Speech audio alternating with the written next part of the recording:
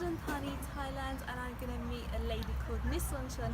This is her craft centre, also called the Nisachon Craft Centre. She specialises in dyeing and weaving, and she's dedicated over 30 years to these two traditional Thai crafts.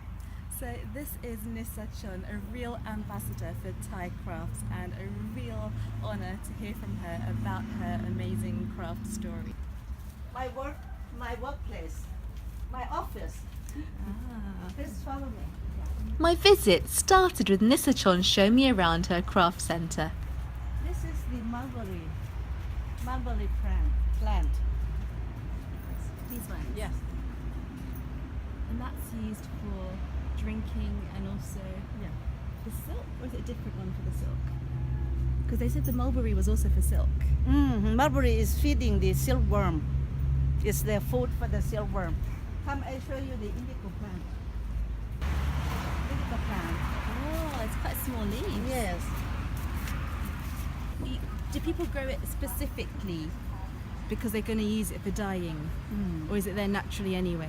Or do they grow it specially, I'm going to make this into dye? They grow it in special village where the people are interested in earning a living from this type of work. And they must know how to when to collect the leaves, when to when the leaves becomes mature, and then make sure that it gives the blue color, enough blue color. How old is this one then? Is it still young? This is so young. I think it's about 1 meter tall or 1.5 meters. Nisachon has worked in crafts for 30 years.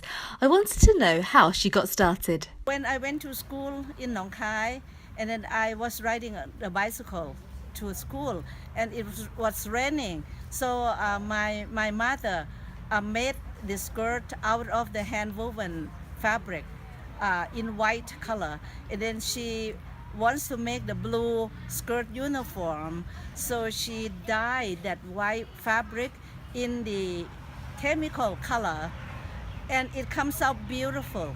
But when it gets wet, and then the color runs and it goes all over my leg, so I was crying and then tell them, why did they hurt me like this? Or she said, oh, because it's chemical dye. And I said, how come the fabric that cover the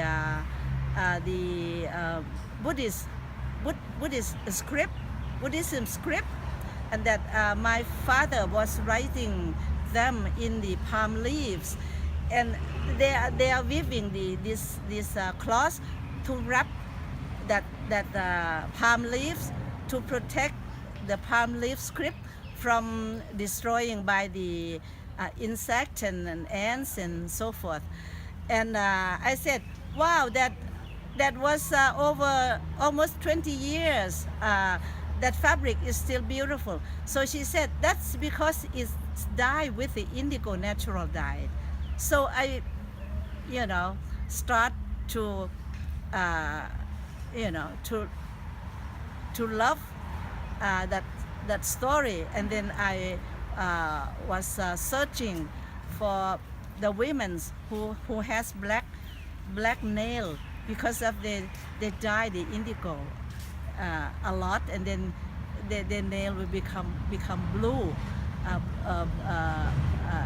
So I follow them to their village and ask them to continue doing that indigo, that I'll be the one trying to help them find the market. You did the indigo, the dyeing part.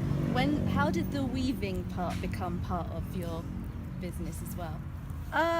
My parents were doing the weaving that we call kit. It's like jacket, and it's supplementary weft to the fabric, and it forms the pattern as you supply extra thread to the loom, to the fabric. You know, I was doing that when I was young. I was still in the secondary school, and so I asked my mother. She said she doesn't know how to tell me, except I would start doing it. So I said, okay, go ahead, and then set up the loom, and then teach me how to do it. And then once they teach me the first line of thread, how it goes up and down to form the pattern.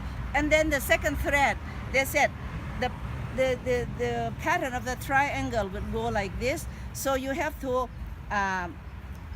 arrange the thread to go up and down to make the line wider and wider, so it becomes the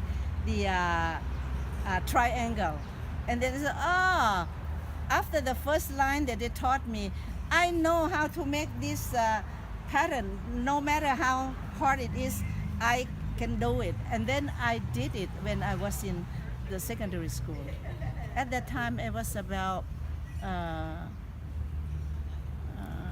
14 years old. I started with the fabric already.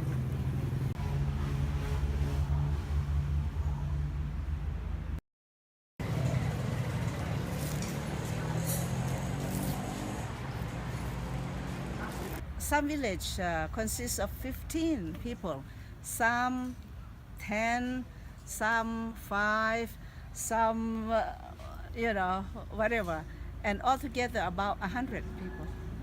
Nisachon is proud to be one of the only places in Thailand that still practices a technique called ikat dyeing. This is where the threads are tied and dyed before being woven.